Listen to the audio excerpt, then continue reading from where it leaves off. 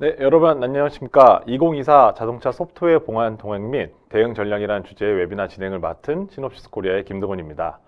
올해 라스베가스에서 열린 세계 IT 가정 박람회 CES에서 기존 자동차 업계는 물론 구글, 마이크로소프트 등의 글로벌 IT 기업들도 자동차를 단순한 운행 수단을 넘어 AI, 자율주행, 인포테인먼트 등의 키워드와 함께 자동차의 새로운 미래 시장을 소개했습니다. 새로운 기술과 시장이 열린다는 것은 소비자 입장에서 대단히 즐겁고 반가운 일인 반면에 보안 관리자분들께서는 새롭게 고민해야 될 보안 요소들도 증가했는데요. 그래서 오늘 소프트플로우와 시놉시스에서 2024 자동차 소프트웨어의 사이버 동향 및 준수해야 될 규정을 알아보고 이에 대한 대응 전략을 제시하고자 합니다. 제 옆에 소프트플로우의 소분석 대표님과 융합보안기술팀의 김관진 팀장님께서 자리하셨습니다. 대표님, 팀장님 안녕하세요. 네, 안녕하십니까. 안녕하세요. 소분석 대표님, 간단한 웨비나에 앞서서 소프트플로우가 어떤 회사인지 소개 부탁드리겠습니다. 네, 반갑습니다. 저는 소프트플로우 소범석입니다. 저는 먼저 소프트웨어 공급망 보안 테스팅과 산업제어 시스템 보안 기술을 연구하고 있고요.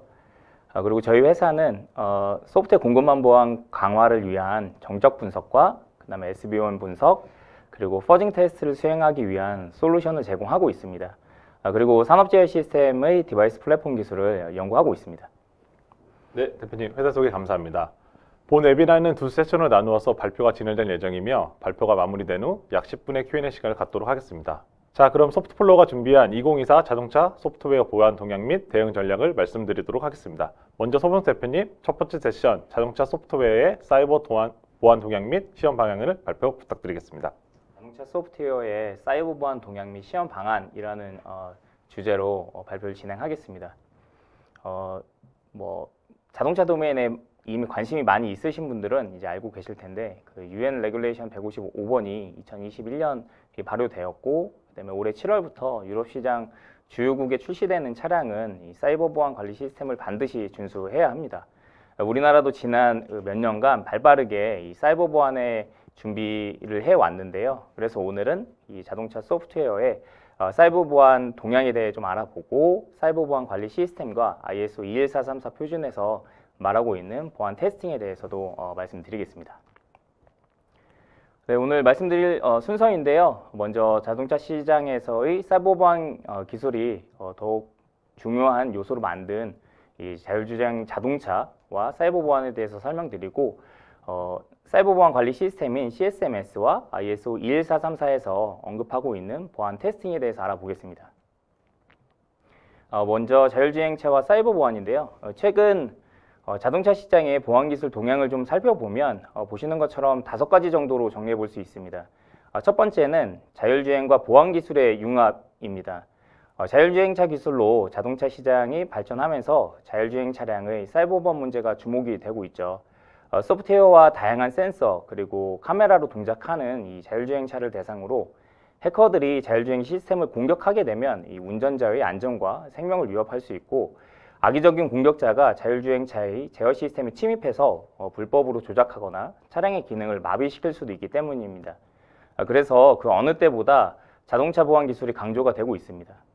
두 번째는 연결성과 이 네트워크 보안입니다. 자동차 보안이 강조되는 또 다른 이유는 자율주행차의 연결성이 계속해서 증가되기 때문인데요. 차량이 외부 네트워크와의 연결을 통해서 인프라와 데이터를 주고받아야 하기 때문에 이 공격자점이 점점 많아지게 되죠. 이런 이유로 자동차의 안전을 위한 사이버 보안 관리 시스템하고 그다음에 ISO, SA 21434와 같은 이 자동차 보안 표준이 나오게 되었습니다. 그리고 마지막으로 이 자동차 기업과 보안 기업의 협력을 둘 수 있습니다. 기존의 전통적인 자동차 시스템에서의 OEM은 샤시나 바디 그리고 ADAS 시스템을 만드는 회사와 협력 관계를 만들어 갔는데요. 지금은 인공지능과 사이버 보안 기업과의 협력을 통해서 차량과 이 전자제어 장치 등의 안전을 지키는 것이 굉장히 중요한 미션이 되었습니다. 보시는 것은 자율주행 단계인데요. 현재 자율주행 기술이 굉장히 빠르게 발전하고 우리 생활 속으로도 들어오고 있습니다. 여러분들도 이 자동차를 운전하면서 스마트 크루즈 컨트롤과 같은 기술을 활용하고 계실 텐데요. 그러면서 이런 기술의 발전이 우리 생활을 얼마나 편리하게 해주고 있는지 직접 느끼고 계시리라 생각합니다. 현재 우리가 접할 수 있는 자율주행 기술은 대부분 레벨 2 정도의 수준이고 레벨 3 이상의 기술은 연구소에서 개발이 진행되고 있죠.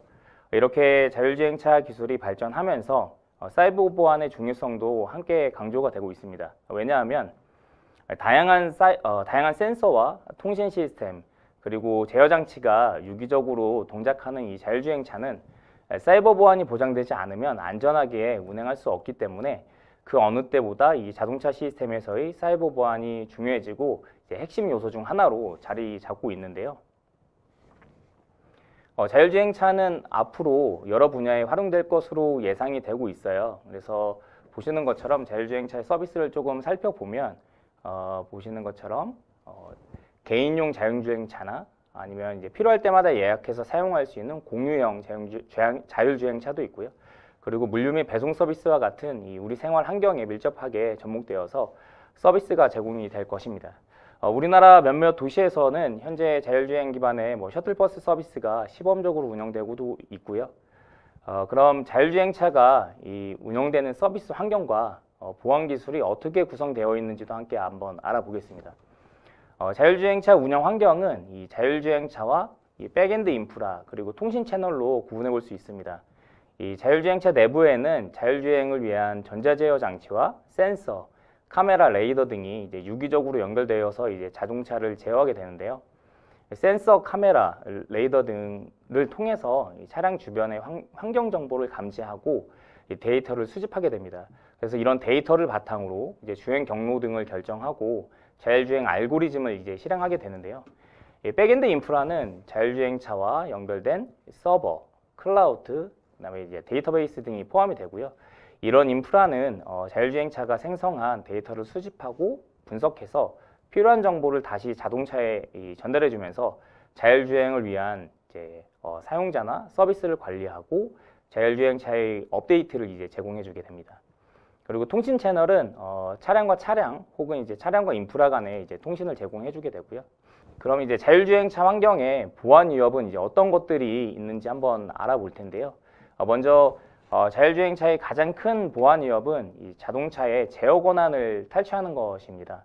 이 제어 권한 탈취는 아주 위험한 사고로 연결될 수도 있고요. 이런 제어 권한 탈취는 또 소프트웨어의 취약점이나 펌웨어 변조 그리고 이제 차량의 원격 제어 같은 원격 제어 해킹과 같은 이제 공격에서 보통 시작될 수 있죠.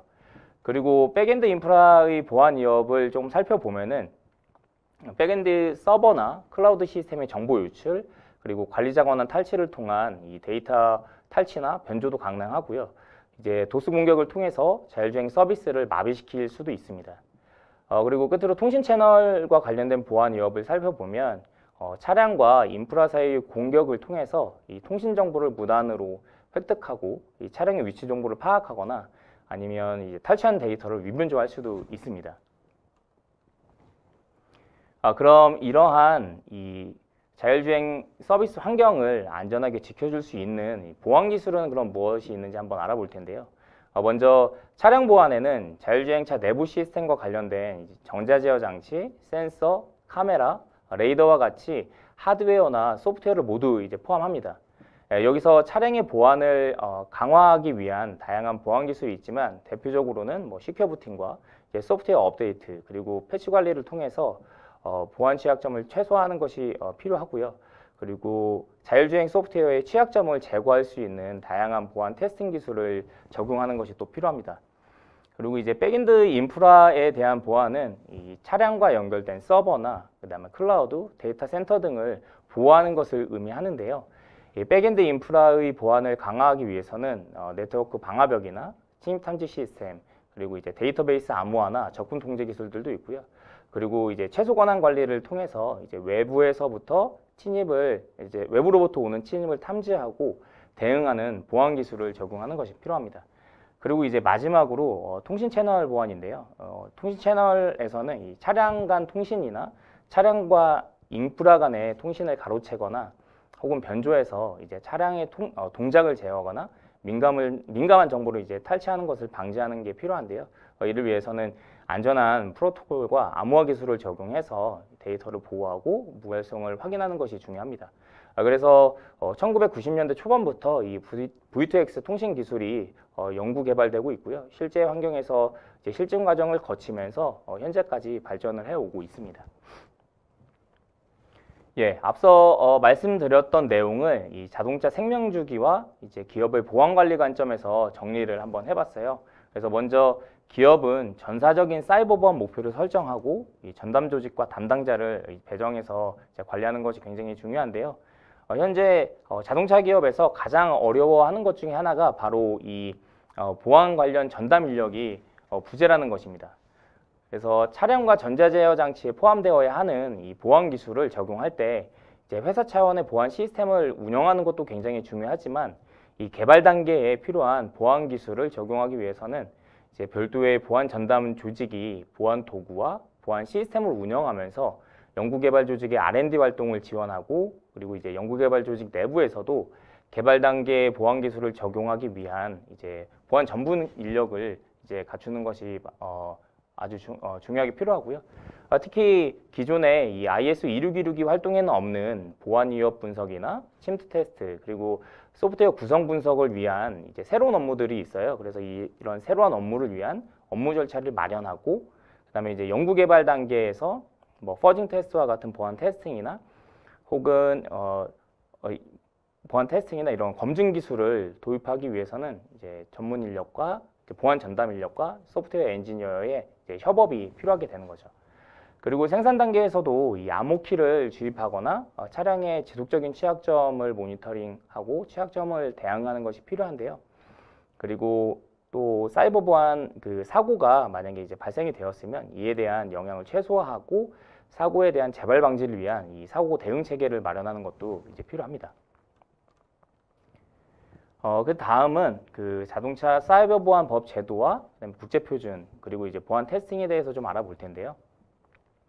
보시는 것처럼 이 자동차에서 이 사이버 보안이 계속해서 중요해지고 있고 그러면서 자동차 사이버 보안 규정인 UN 레귤레이션 155번이 2020년 UN 유럽 경제위원회에서 채택이 되었습니다. 그리고 2021년부터 이제 발효가 되었고요. 이에 따라서 자동차 제조사들은 유럽 주요국에서 이 자동차를 판매하기 위해서는 2024년 7월 이후에 생산되는 차량에 대해서는 차량의 사이버 보안 규정에서 요구하는 이 사이버 보안 요구 사항을 반드시 준수해야 합니다. 만약에 이를 이제 준수하지 못하면 차량 제조사는 해당 국가에서 더 이상 차량을 판매할 수 없게 되고요.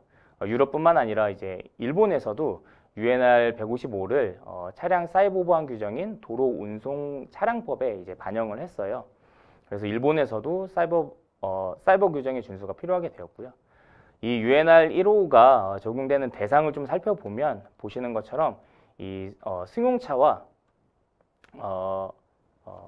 상용차뿐만 아니라 이 전자제어 장치가 탑재되는 이제 트레일러나 레벨 3 이상의 자율주행 초소형 자동차도 여기에 포함이 되고요.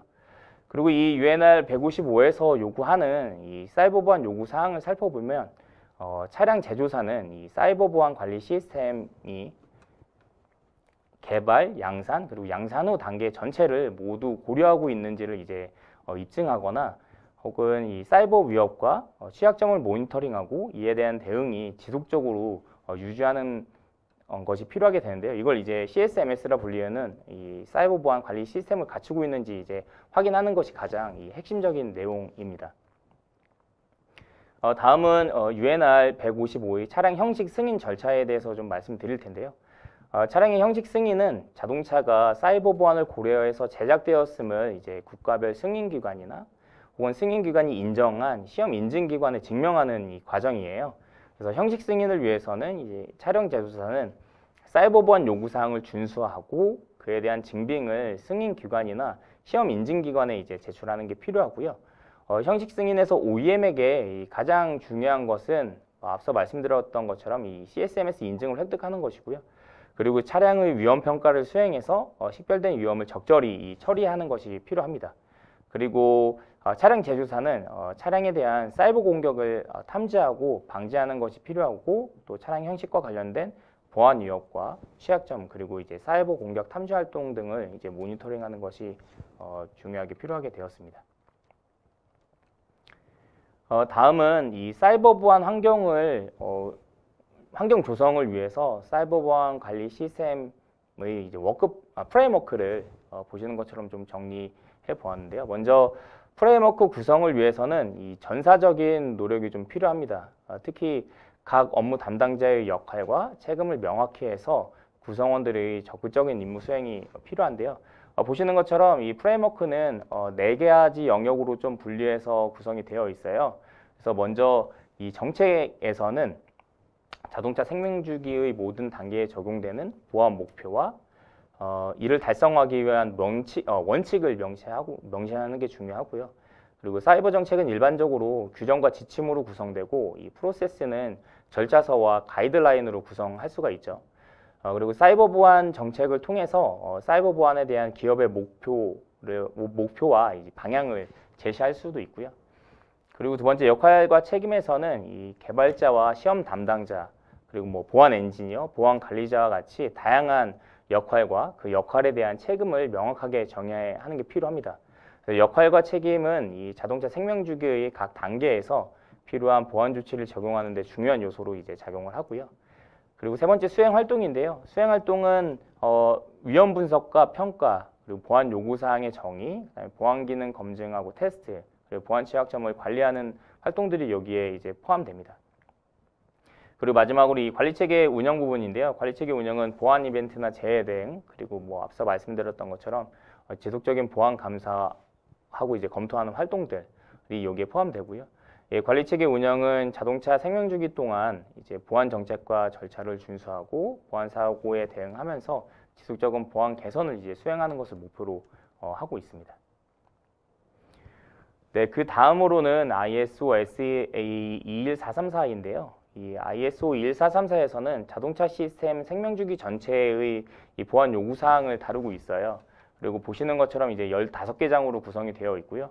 대략적으로 살펴보면 5장에서는 기업의 사이버 보안 정책, 조직 문화, 감사를 포함하는 이 사이버 보안 관리 체계 확립에 대한 요구 사항을 설명하고 있고요. 6장에서는 개발 프로젝트 수행 시에 이 사이버 보안 활동 관리에 대한 요구 사항을 설명하고 있습니다.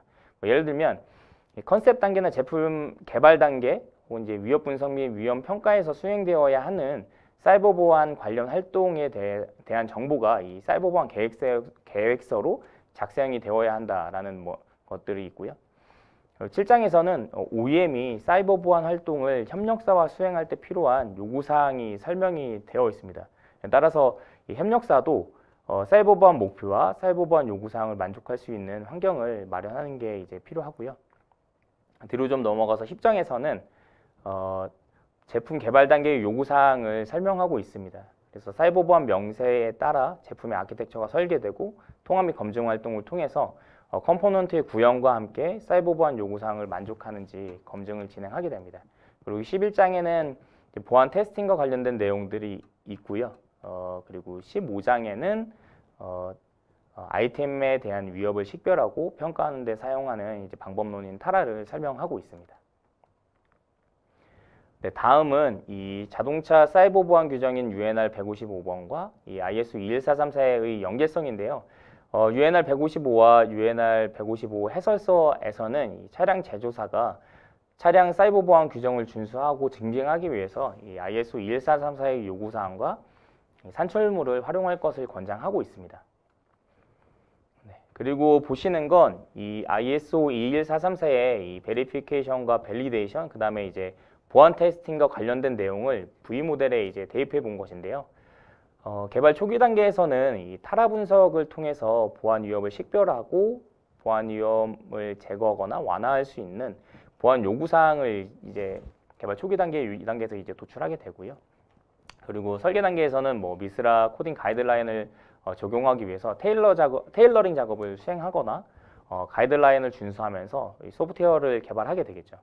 그리고 소프트웨어가 개발이 되면 소스 코드 레벨에서의 취약점을 분석하여 제거하는 이 정적 분석 활동을 수행하게 되고요. 그리고 이 단위 통합 시험 단계에서는 이 IS 26262와 마찬가지로 요구사항 기반의 테스트를 통해서 코드 커버리지를 확인하고 이때 이제 일반적인 기능뿐만 아니라 보안과 안전 요구사항이 동작하는지도 같이 확인합니다. 그리고 소프트웨어 실행 시간이나 응답 시간을 이 단계에서 이제 측정하기도 하고요. 지금 보고 계신 화면에서 조금 이제 생소한 부분이 아마도 이 취약점을 스캐닝하는 내용하고 그다음에 퍼징 테스트나 그다음에 침투 테스트 관련된 내용 정도일 것 같은데요. 이 내용은 이제 뒤에서 조금 자세하게 설명드리기로 하고요. 먼저 ISO 21434의 보안 테스팅 중에 이 정적 분석과 관련된 내용입니다. 이 정적 분석은 소스 코드를 컴파일하거나 실행하지 않고 이 소스 코드 자체를 이제 분석해서 소스 코드의 구조와 의미를 분석한 다음에 이 미스라 C나 C++와 같은 코딩 가이드라인의 어떤 위반 사항이 소스 코드에 있지는 않은지, 그리고 이제 소프트웨어 취약점을 있지는 않은지 이런 소프트웨어 취약점을 찾아내는 이 가장 효율적인 테스팅 방법인데요. 커버리티는 ISO 21434나 ISO 16626에서 요구하고 있는 정적 분석을 위한 테스팅 도구로 가장 널리 사용이 되고 있고요. 뭐 우리나라뿐만 아니라 미국, 유럽, 일본 등 다양한 이제 OEM과 티어들이 사용하고 있습니다. 그리고 뿐만 아니라 그 커버리티는 그 CI/CD 파이프라인에 통합되어서 이 소스 코드가 커밋 될 때마다 자동으로 실행되도록 설정할 수도 있습니다. 이를 통해서 정적 분석 프로세스를 자동화하고 보안 취약점을 조기에 이제 발견해서 취약점에 대응하는 것도 이제 가능하게 해주고요. 계속해서 소프트웨어의 보안과 안전을 평가할 수 있는 보안 테스트 기법들을 조금 이제 나열해 보았는데요. 먼저 펑셔널 테스팅은 잘 알고 계신 것처럼 이 소프트웨어의 기능적인 측면을 확인하는 테스트입니다. 이때 소프트웨어 컴포넌트들의 통합은 잘 되었는지, 그리고 이제 소프트웨어와 하드웨어가 요구사항대로 잘 동작되는지도 이제 확인할 수 있고요. 두 번째로 보시는 이 vulnerability 스캐닝은 자동차 시스템이나 운영 체제와 같은 소프트웨어에 알려진 취약점을 식별하고 제거하는 활동이고요. 그리고 여기서 이제 확인한 이제 취약점을 완화하는 방안까지 적용하는 것이 여기에 해당됩니다. 그리고 세 번째로 이 퍼징 테스트는 소프트웨어나 시스템의 제로데이 취약점을 검출하는 방법이에요. 그래서 시험 대상 시스템에 예상하지 못한 데이터를 이제 입력해서 보안 취약점이나 이제 비정상적인 동작을 찾아내는 시험 방법이고요. 본래 이 퍼징 테스트는 랜덤 테스트에서 발전해서 이제 온 테스트 방법인데요. 이 IEEE에서는 이 부정확한 입력값 또는 이제 부하가 심한 환경적 조건에서 시스템이나 시험 대상이 되는 이 소프트웨어들이 올바르게 기능을 하는지에 대한 기능을 잘 하고 있는지를 시험하는 것으로 정의를 하고 있고요. 보시는 것처럼 이 퍼징 기법으로 만들어진 이 테스트 케이스들을 시험 대상이 갖고 있는 통신 프로토콜로 자동차 시스템에서는 캔 통신을 사용하겠죠. 캔 통신을 통해서 시험 대상 시스템에 넣어주고 이때 뭐 비정상적인 동작이나 말씀드렸던 것처럼 취약점이 발생되지는 않는지 이제 결과를 모니터링하는 시험입니다. 그리고 끝으로 이 페네트레이션 테스팅은 실제 환경에서 일어날 수 있는 이 악의적인 공격자의 공격 시나리오를 활용해서 시스템의 보안을 평가하는 방법입니다. 그래서 시스템의 보안 결함을 이제 식별하고 타라 분석을 통해서 도출된 이 보안 요구사항이 실제 잘 동작하는지, 그러니까 만족하는지를 확인하는 데도 이 침투 테스트를 활용하고 있습니다. 그리고 이번에는 이 ISO 21434와 SBAM인데요. SBAM은 알고 계신 것처럼 이 소프트웨어에 대한 정보를 정리하고 문서화하는 방법 중 하나인데요. 이 소프트웨어 공급 업체에게 이 보안 측면에서의 위협을 평가하고 관리하는 것이 이 ISO 21434에서는 중요하기 때문에 이 SBAM의 활용이 이제 필요합니다. SBAM의 역할을 몇 가지로 정리해 볼 수 있는데요. 보시는 것처럼 SBAM은 이 소프트웨어의 투명성과 이제 출력성을 제공합니다. 기본적으로 SBAM에는 이 소프트웨어 구성 요소와 라이브러리 목록 정보가 포함되어 있죠. 그래서 OEM과 이 협력사는 이 SBAM을 공유하고 유지하면서 이 자동차 소프트웨어의 모든 구성 요소를 명확하게 이제 확인할 수 있고요. 두 번째로는 이 보안 취약점 식별과 관리를 제공합니다. SBOM은 각 소프트웨어 구성 요소와 라이브러리의 버전, 그 다음에 라이센스 정보를 제공하기 때문에 이 보안 취약점을 식별하고 관리하는 데 도움이 됩니다. 만약에 이 누락된 목록이 여기서 발생이 되면 이 해당 소프트웨어의 구성 요소에 대한 취약점을 식별하고 대응하는 데 이제 어려움이 발생하기 때문에 정확한 이 SBAM을 도출하는 게 필요하고요. 이 세 번째로 이 법정 요구사항 준수를 위해서도 필요한데요. 뭐 자동차 산업에서는 소프트웨어 관련 법정 요구사항이 점점 강화되고 있는 추세죠.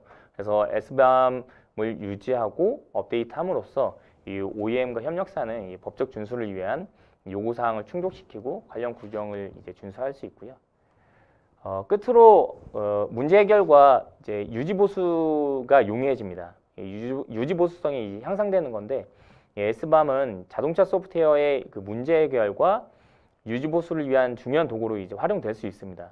그래서 각 소프트웨어 구성 요소와 라이브러리의 명확한 이해를 통해서 문제가 발생됐을 때 이제 신속하고 효과적으로 이제 대응하기 위해서 SBAM을 관리하는 게 이제 중요한 거고요.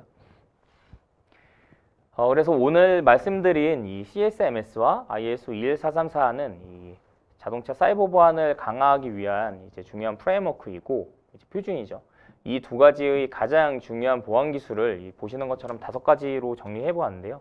먼저 보안 요구사항 분석과 이제 첫 번째로 관리인데요. 이 CSMS와 ISO 21434는 이 자동차 시스템의 보안 요구사항을 정의하고 관리하는 것을 강조를 하고 있습니다. CSMS 프레임워크는 자동차 제조업체와 개발자들이 보안 요구사항을 식별하고 적절한 보안 시스템을 구현하는 데 이제 당연히 큰 도움이 되고요. 그리고 다음은 위험 평가와 분석인데요. 이 하라와 타라는 자동차 사이버 보안 위협을 식별하고 분석해서 적절한 보안 기술을 적용하는 것인데 이를 통해서 자동차 시스템의 취약점을 파악하고 위험을 최소화하기 위한 적절한 대응책을 이제 만들 수 있기 때문에 이제 중요합니다. 그리고 끝으로 이 보안 테스트와 이제 검증인데요. 이 자동차 시스템의 보안을 이제 확인하고 검증하는 활동은 아주 중요하죠. 그리고 이제 CSMS에서도 이 보안 테스트와 검증 절차를 정의하고 시스템이 보안 요구 사항을 만족하는지에 대한 검증을 하도록 이제 가이드하고 있습니다. 네, 끝으로 결론인데요. 마지막 결론을 소프트웨어 엔지니어 중심의 보안을 위해서는 무엇이 필요한지 한번 도출을 해 보았어요.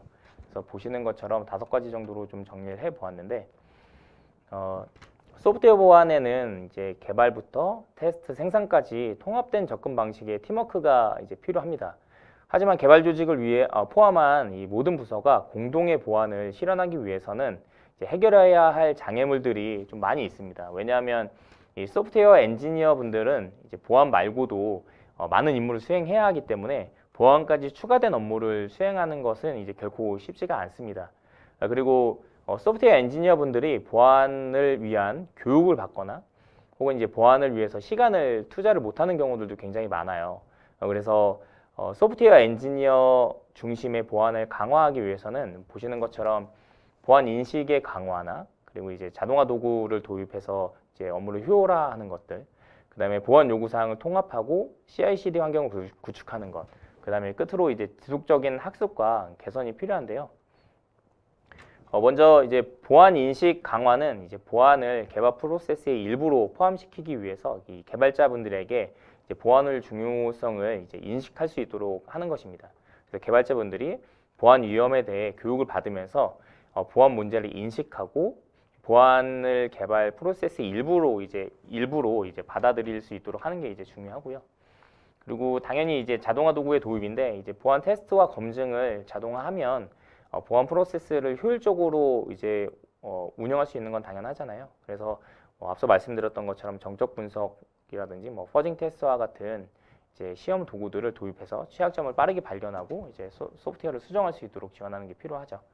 그리고 세 번째는 이제 보안 요구사항을 통합하는 것인데요. 이게 무슨 말이냐면 보안 요구사항을 개발 프로세스에 명확하게 이제 통합해서 이제 개발자분들이 우리가 업무할 때 보안을 이제 고려하면서 이제 업무를 수행할 수 있도록 하는 게 이제 필요하다는 말씀이고요. 그리고 요즘에 오래전부터 이제 데브옵스와 함께 이제 많이 구축하고 있는 CI/CD 파이프라인을 통해서 보안 시험을 자동화하고 소스 코드의 변경이 통합되거나 배포되기 전에 보안 테스트가 수행되도록 이제 보장해 주는 것들, 이런 이제 환경을 구축하는 게 굉장히 중요합니다. 그래서 저는 이 5가지 내용을 이제 오늘의 결론으로 한번 말씀드렸고요. 이렇게 다섯 가지 이 단계를 통해서 개발자 중심의 보안을 이제 실현하고 소프트웨어의 보안을 강화하시기를 바라겠습니다. 네, 저는 발표를 여기까지 마치겠습니다. 수고 많으셨습니다. 그리고 바로 이어서 김관식 팀장님 두 번째 세션 자동차 소프트웨어 개발의 생산성 저하 없는 공급망 보안 적용 방안에 대해 발표 진행 부탁드리겠습니다. 네, 안녕하십니까. 소프트플로우의 김관식입니다. 네, 우선 지금 이번 세션에서 제가 말씀드릴 부분은 자동차 소프트웨어에 대한 보안 요구사항이 증가함에 따라서 개발하는 과정에서 생산성을 저하시키는 요소들이 증가하고 있는데요. 특히 공급망 보안의 이슈로 인해 개발 과정에서 공급망 보안과 관련된 활동들을 수행하는 것이 이제 필요합니다. 이번 세션을 통해서 생산성을 저하시키지 않으면서 공급망 보안을 적용할 수 있는 방법에 대해서 한번 말씀을 드리도록 하겠습니다. 네, 우선 첫 번째로서 공급망 보안에 대해서 간략하게 설명드리고, 두 번째로 자동차 소프트웨어에 대한 공급망 보안을 적용하는 방법에 대해서 한번 설명드리도록 하겠습니다. 네, 우선 공급망 보안은 앞선 세션에서도 잠깐 언급이 됐던 부분인데요. 최근에 자동차 산업뿐만 아니라 다양한 산업에서 공급망 보안에 대한 요구사항이 증가하고 있습니다. 특히 공급망을 통해 사이버 공격을 시도하고 성공하는 경우에는 치명적인 손실로 다가올 수 있는데요. 몇 년 전 솔라윈즈 네트워크 모니터링 솔루션에 업데이트 파일을 감염시킨 사건을 통해서도 공급망 공격의 위험성은 충분히 알 수 있습니다. 그러므로 악의적인 공격에 대비하기 위해서 공급망 보안의 적용은 필수적인데요. 또한 앞선 예시는 IT 환경에 가까운 사례지만 자동차 산업에서도 OTA 등 다양한 데이터가 온라인에서 생성되고 소비되기 때문에 데이터의 무결성 보장은 반드시 보장되어야 합니다. 그리고 마지막으로 미국 등 각국에 대한 관련 규제 및 법률을 준수하기 위해서도 공급망 보안에 대한 요구사항은 증가했습니다. 그래서 최근에 미국 등 해외로 수출을 준비하는 기업의 경우에는 공급망 보안에 대한 준수를 많이 요구받고 있는 상황이라고 보시면 되겠습니다. 네, 그래서 이에 따라서 자동차 산업에서도 공급망 보안에 대한 요구사항이 증가하고 있고, 자동차 소프트웨어 개발에 공급망 보안을 적용하기 위해서는 보안 중심의 설계가 필요합니다. 요구사항을 정의하는 단계부터 공급망 보안에 대한 요구사항을 도출하고 설계에 반영해야 하는 것이죠. 예를 들어서 GPL 계열의 라이센스와 같은 코드 공개 의무가 있는 라이센스를 가지는 오픈소스를 사용하지 않는다는 요구사항을 반영할 수 있을 겁니다. 두 번째로 연속적으로 테스트를 수행을 해야 합니다. 소프트웨어 개발 단계별 보안에 대한 테스트 활동을 수행하여 취약점을 조기에 탐지할 수 있을 겁니다. 마지막으로 이제 프로젝트 팀원들에 대한 보안 교육 및 훈련을 시행하여 보안 인식과 역량을 향상시킬 수 있습니다.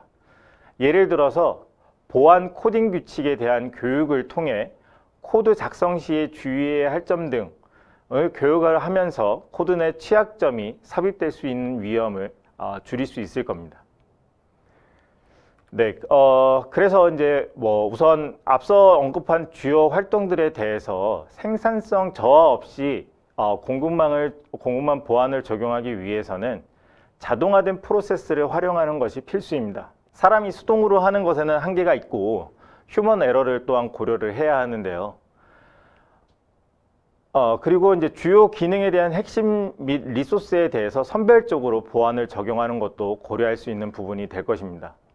예를 들어서 개발한 소프트웨어에 대한 정적 분석을 활용하여 취약점을 조기에 탐지하고 완화하는 활동은 일반적으로 수행하는 활동이 되겠습니다.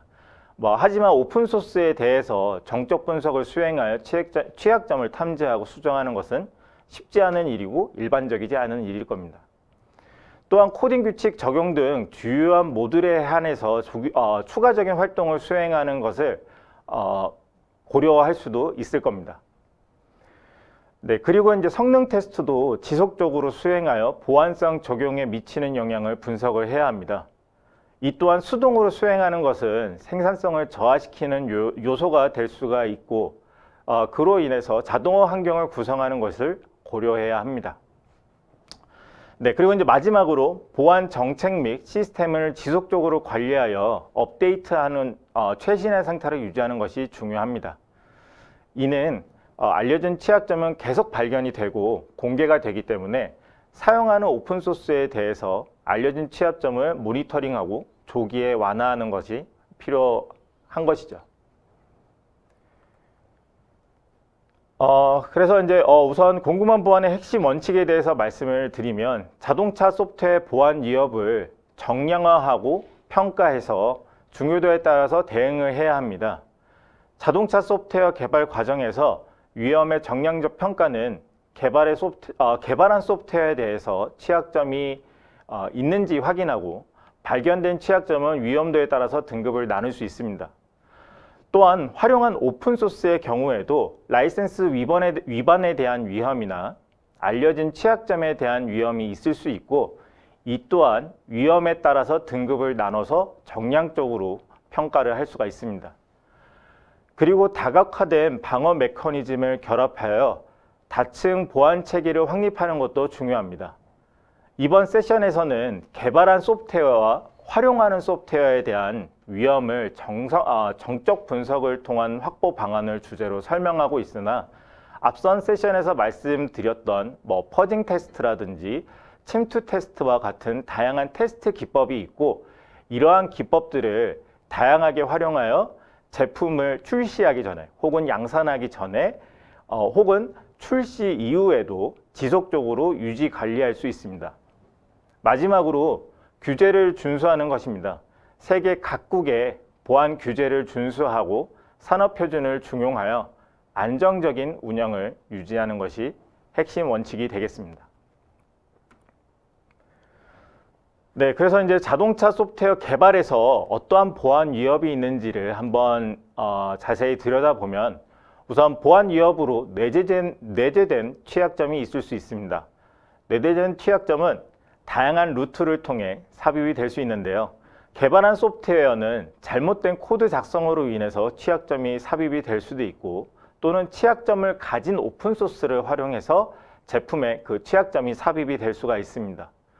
또한 내재된 취약점은 사이버 공격에 악용이 되고 그 공격이 성공을 한다면 데이터 유출로 이어질 수 있습니다. 이에 따라서 취약점을 개발 단계에서부터 확인하고 제품을 출시 전에 완화하여 사이버 공격으로부터 자산을 보호할 수 있어야 합니다. 또한 지속적인 모니터링을 통해 출시 이후에도 발견된 취약점을 빠르게 패치를 적용하여 보호하는 것도 필요합니다. 네, 그래서 마지막으로 보안 조치 및 방법론으로는 조사 및 분석, 전략 수립, 그리고 이행과 평가 순으로 진행될 수 있는데요. 조사 및 분석 단계에서는 자동차 소프트웨어에 대한 내재된 취약점을 바탕으로 얼마나 취약한 상태인지를 확인하는 단계가 되겠습니다. 그래서 이를 바탕으로 자동화 프로세스 전략을 수립할 수 있는데요. 검출된 위험에 대한 정책을 정의할 수 있을 겁니다. 예를 들어서 크리티컬한 취약점이 한 개라도 검출이 되면 빌드 프로세스 결과를 페일로 처리하고 이를 담당자에게 알려주는 방식인 거죠. 이를 자동화 프로세스로 구축해서 생산성 저하 없이 개발 보안을 적용하는 것이 필요할 겁니다. 그리고 마지막으로 자동화된 프로세스를 통해 탐지된 취약점을 평가하고 수정 방향을 결정해서 적시에 완화하여 사용자 자동차 소프트웨어의 보안성을 향상시킬 수 있을 겁니다. 네, 그래서 우선 앞선 내용에서는 이론적인 설명을 드렸다면 이론을 바탕으로 공급망 보안을 적용하는 방법에 대해서 한번 사례를 통해서 말씀을 드리도록 하겠습니다. 네, 그래서 오픈소스를 포함하는 자동차 소프트웨어 개발이라는 내용인데요. 그래서 자동차 소프트웨어에는 많은 오픈소스를 활용을 합니다. 그래서 최신의 자동차는 많은 기능들이 탑재되고 특히 클러스터와 같은 제품의 경우 다양한 오픈소스가 제품에 포함되어 출시를 합니다. 다음의 그림과 같이 자동차 소프트웨어는 세 가지 종류의 소프트웨어가 있을 수 있는데요. 우선 첫 번째는 개발한 소프트웨어입니다. 개발을 직접 하거나 아니면 협력사를 통해 납품을 받은 소프트웨어가 될 수가 있죠. 그리고 두 번째는 오픈소스를 수정하여 사용하는 경우입니다. 개발 과정에서 요구사항을 만족하기 위해 오픈소스를 활용을 하지만 필요에 맞게 그 기능을 수정하거나 추가해서 사용하는 경우를 말합니다. 그리고 마지막으로 기능의 수정이나 추가 없이 그대로 가져다 쓰는 사용하는 오픈소스 프로젝트가 있을 수 있습니다. 그래서 다음과 같은 세 가지의 종류의 소프트웨어를 조합하여 하나의 자동차 제품이 만들어지고 출시를 하게 됩니다. 네, 그 중에서 오픈소스의 경우 서로 다른 라이센스 정책을 가지고 있으며 이로 인한 라이센스 위반 등의 위험을 가져다 줄 수 있습니다. 그러므로 고객에게 활용한 오픈소스에 대한 정보를 제공하는 것이 필요하고 고객사와 협력사는 오픈소스 및 그리고 개발한 소프트웨어의 상태를 확인하는 것이 필요합니다. 그리고 오픈소스 사용 중에 발생할 수 있는 위험을 예방하기 위한 대책도 필요하죠. 네, 그래서 앞서 언급한 요구사항에 따라서 SBAM이라는 개념이 나왔으며 요즘 이슈가 되는 키워드입니다. SBAM은 소프트웨어 빌 오브 매터리얼이라는 의미를 가지고 있고요. 제품을 구성하는 컴포넌트 또는 패키지에 대한 정보를 담는 문서입니다. 초기에는 라이선스 정보를 교환하기 위한 목적으로 활용을 했다가 오픈소스 라이선스는 이제 공급망 간에 연결되는 특징이 있습니다. 그리고 오른쪽 그림을 보시게 되면 공급망에는 잘못된 오픈소스 활용으로 인해 발생하는 위험을 시각적으로 표현했는데요. 그림에서 나타내는 것처럼 공급망의 다양한 공급자가 소프트웨어를 공급하며 최종적으로는 제품이 완성되는 과정에서 하나의 잘못된 오픈소스의 사용이 최종 산출물에 영향을 미치는 것을 보여줍니다. 이와 같이 복잡한 공급망은 오픈소스 라이선스의 조건이 복잡해질 수 있고 잘못된 오픈소스 관리는 라이선스 위반의 가능성이 높아집니다. 그리하여 공급자 간의 SBAM을 작성하여 상호 공유하는 것이 중요한 내용이 되겠습니다. 네, 그래서 이제 SBAM에 대한 필요성을 말씀을 드렸습니다. 최근 인베디드 개발 환경은 복잡하고요. 과거 인베디드 개발은 크로스 컴파일 환경을 구성하고 프로젝트 하나하나 빌드해서 발표하는 매뉴얼적인 과정이 많았습니다. 그러나 이제 최근에는 인베디드 장치에 많은 기능들이 요구됨에 따라서 다양한 툴체인이 활용되기 시작했습니다. 위 그림과 같이 소프트웨어 패키지에는 소스 코드가 포함되어 있고 이를 make 명령으로 단순히 빌드하는 것이 아닌 욕토와 같은 빌드 시스템에서 레이어와 레시피를 정의하여 오픈소스를 활용하고 이를 통해서 OS 커널을 포함하는 바이너리 이미지를 생성을 합니다. 그 과정에서 빌드 환경에 대한 설정 정보와 타겟 바이너리를 생성하기 위한 실행 환경 등 여러 가지 설정이 복잡하게 구성되는데요. 그에 따라서 사용한 오픈소스 및 개발한 소프트웨어에 대한 SBOM을 사람이 직접 확인하여 작성하는 것은 매우 어렵고 시간이 많이 소요되는 어려움이 있습니다. 그러므로 이러한 빌드 환경에는 툴체인을 활용하여 빌드하는 과정에서 SBOM 정보를 추출해서 확보하는 것이 필요합니다. 네, 오픈소스 SBOM은 이미 자동차 산업을 포함해서 다양한 산업에서 활용하고 있고요. 앞서 언급한 것과 같이 복잡한 빌드 환경에서의 SBAM은 사람이 직접 생성하는 것보다 툴체인을 활용하여 자동 생성하는 것이 중요합니다. 툴체인을 활용을 하면 소스 코드를 전달하더라도 고객사 자체적으로 툴체인을 활용하여 SBAM을 생성하기 때문에 오픈소스 라이선스를 교차 확인할 수 있습니다. 또한 그림에서 설명하는 것과 같이 SBAM을 적용하기 위해 라이선스 요구사항 관리는 공급자가 개발 초기 단계부터 적용하는 것이 필요합니다. 처음 요구사항 단계에서부터 활용할 오픈소스의 제약사항 등을 정의해서 오픈소스 사용에 대한 계획 단계부터 고려할 수 있고 고객사는 전달받은 SBOM을 지속 관리해서 추후에 발견된 취약점에 대해서도 조기에 발견할 수 있도록 개발 단계 전체에 지속적으로 관리하는 것이 필요하게 됩니다. 네, 그래서 앞선 내용에서는 오픈소스에 대해서 말씀을 드렸는데요. 개발한 소프트웨어에 대한 공급망 보안 적용에 어떤 것들인지 특징 한번 말씀을 드리면 우선 첫 번째로 라이선스 이슈로부터 자유롭습니다. 준수해야 할 의무사항 같은 것이 없는 것이죠. 다만 잘못된 코드 작성으로 인해서 코드 내 취약점이 삽입이 될 가능성이 있고 테스트 과정에서 취약점을 검증하고 완화하는 것이 필요합니다. 일단 오픈소스의 공급망 적용에 대한 특징으로는 자동차 소프트웨어에는 다양한 오픈소스가 활용을 하고 있고 활용하는 오픈소스에 대해서 식별하고 관리하는 것이 필요합니다. 네, 앞에서 언급한 내용을 뒤에서 간략하게 화면을 캡처해서 설명을 드릴 건데요. 그 테스트 환경에 대해서 한번 말씀을 드리면 우선 오토모티브 그레이드 리눅스를 사용을 했습니다. 이는 클러스터 등 자동차 산업에서 리눅스를 사용하는 제품을 개발할 때 활용할 수 있는데요. 이에 대한 예시로서 데모를 한번 구성을 했습니다. 그래서 AGL은 욕토 프로젝트를 활용하여 빌드를 하고 있고 바이너리를 생성하는 특징을 가지고 있습니다. 네, 그래서 캡처 화면의 왼쪽에는 우선 파일 시스템 구조를 나타내고 있고요. 위에 하이라이트한 부분은 활용하는 오픈소스에 대한 정의를 담고 있는 폴더입니다. 이 폴더 안에는 뭐 VNC 서버라든지 Qt 라이브러리라든지 기본적인 OS를 구성하는 오픈소스들에 대한 정보를 정의하고 있고요.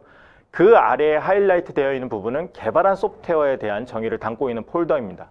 그래서 이는 OS 위에 실행한 어플리케이션에 대한 프로젝트이고 설정 파일을 작성하여 오픈소스 및 어플리케이션을 조합하여 원하는 임베디드 이미지를 생성할 수 있는 환경이라고 보시면 되겠습니다.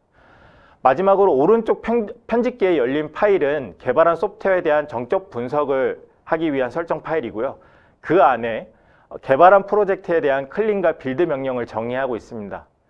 다음 장표에서 그 내용을 한번 설명드리도록 할게요.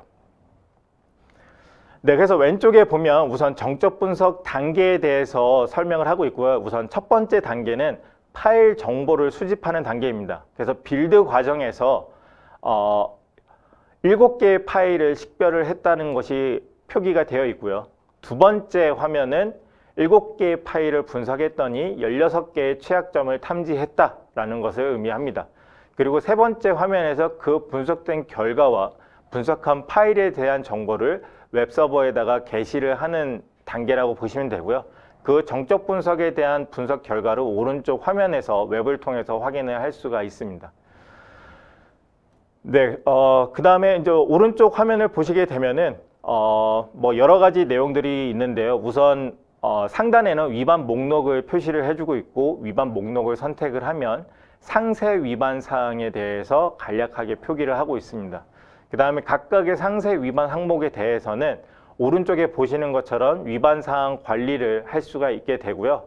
뭐 특정 담당자에게 해당 이슈를 할당을 한다거나 의도적으로 수정하지 않고 넘어갈 경우에는 관련 설명과 함께 무시하겠다고 처리할 수도 있습니다.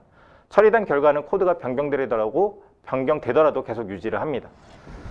네, 그 다음에 추가 기능으로 개발자는 개발 환경에서 코드를 작성하기 때문에 웹을 통해서 결과를 확인하는 것이 생산성을 저하시킨다고 생각이 들 수도 있습니다. 그래서 다음과 같은 VS 코드를 통해서 그 결과를 확인할 수 있게 되는데요. 네, 왼쪽에 보시는 것처럼 이제 분석된 결과에 대한 위반 사항을 개수로서 개발 환경에서 바로 표현하고 그 다음에 열린 파일에 한해서만 재분석을 할 수가 있게 됩니다. 그러면 전체 빌드가 아닌 열린 파일에 대해서만 분석할 수 있기 때문에 그 부분을 빠르게 수정해서 활용할 수 있게 도와주는 플러그인이라고 보시면 되겠습니다. 네, 그 다음에 이제 개발한 소프트웨어에 대해서 오픈소스를 점검을 하게 되면은 지금 보시게 되면 해당 프로젝트는 Qt 라이브러리를 활용하는 개발 소스라고 보시면 되고요. 이러한 부분을 블랙덕이라는 도구를 활용해서 스캔을 할 수가 있고 그 스캔을 할 때는 그냥 빌드 커맨드만 알려주시면 됩니다. 빌드 커맨드를 통해서 분석을 하게 되면은 다음과 같이 사용한 라이브러리, Qt라든지 이런 부분들, 그 다음에 사용한 라이선스 종류, 그 다음에 발견된 취약점들은 어떤 것들이 있는지 뭐 이런 부분들을 확인을 할 수가 있게 됩니다. 네, 그 다음에 지금 앞서 설명드린 거는 개발한 소프트웨어에 대한 SBAM이라든지 아니면은 정적 분석에 대한 결과라고 한다면 지금 말씀드릴 부분은 제품 관점의 SBAM이라고 되겠습니다.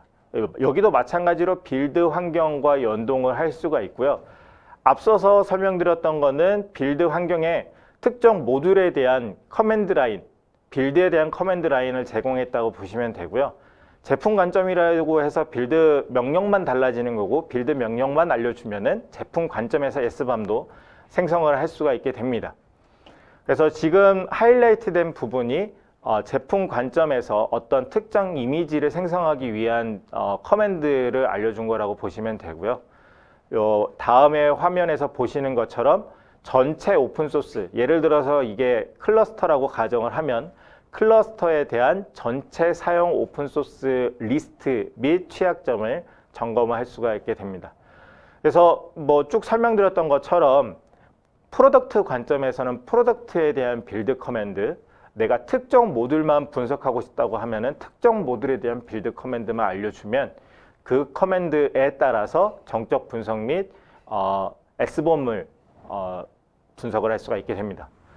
그래서 이제 최종적으로는 블랙덕 리포트를 통해서 지금 보시는 것처럼 SPDX나 사이클론 DX와 같은 형식의 S밤 리포트를 생성을 할 수 있고요.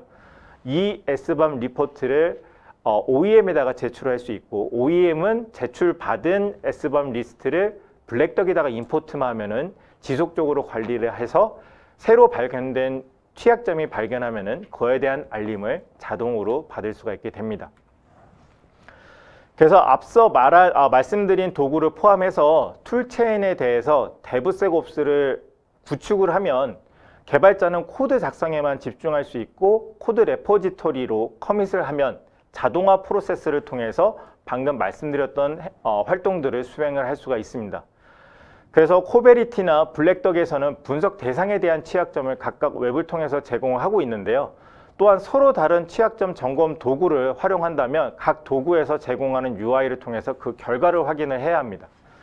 그래서 보안 담당자 관점에서는 시놉시스 제품뿐만 아니라 다양한 취약점 탐지 결과를 하나의 통합된 UI로 종합적으로 분석하는 모니터링하는 기능들이 필요하게 되는데, 그런 부분이 어플리케이션 시큐리티 포스처 매니저먼트 솔루션이라고 보시면 되겠습니다. 그래서 이 그림에서는 가장 밑에 있는 코드 DX라는 부분이고, 이 코드 DX는 여러 개의 통신 혹은 여러 개의 툴체인을 하나로 통합을 해서 종합적으로 분석하는 기능을 제공하는 솔루션이라고 보시면 되겠습니다.